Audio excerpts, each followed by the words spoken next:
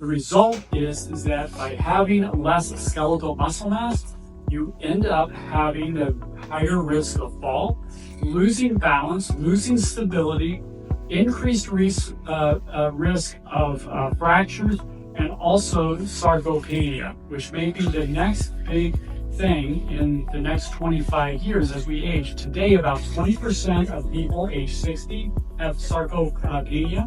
About 30% of 70-year-olds are diagnosed with it, and 62% of age 80 or older.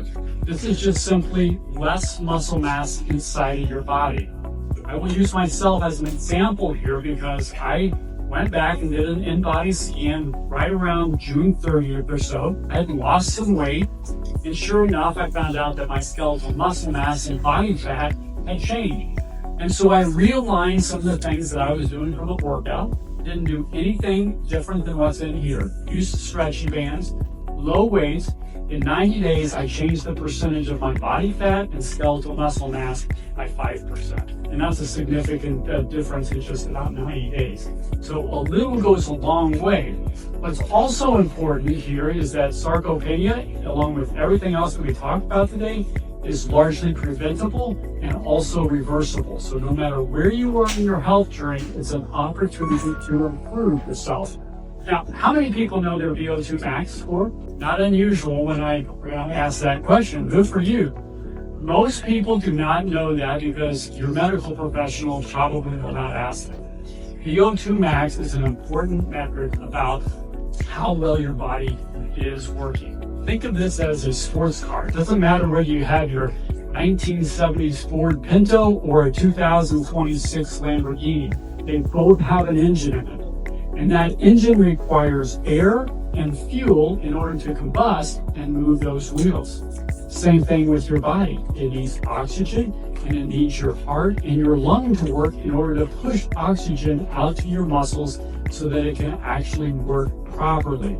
When it doesn't, you end up feeling tired, you don't have the energy that you need, and therefore you have a risk to metabolic disorders like type 2 diabetics and things like that. The other thing here is that your VO2 max will tend to decrease by 10 to 15% for every decade. Once you hit the score of 20, you are having a hard time energy pushing yourself up and actually standing up out of a chair. At the score of 18, I guarantee you that you need some type of dependent living. You will need help doing some of the activities of daily living. And so what we want to do is try to maximize that score while we have the ability to do that so that as we age, we don't have to worry about that risk factor. Second thing, or the third thing, is just general cellular health. One of the things that we measure here is phase angle. It's probably something that your medical professional does not mention to you as well. Phase angle is a score of your healthy membrane of all your cells. We measure it by how much water is inside or outside of your cells, but it's a score of how well your membranes are working. If you have healthy cells and healthy membranes, your nutrients that you take in are getting into your cell, working and giving you the energy through ATP and also increasing your ATP and mitochondria. If your cells do not have a good phase score, they're just not very absorbent and they're not a healthy cell. And so it's hard to improve without that. So one of the things that Luke and the staff will talk about is how do we work from the inside out? We aren't looking at symptoms, we're looking at data and evidence-based testing in order to make sure that your body is working efficiently and effectively.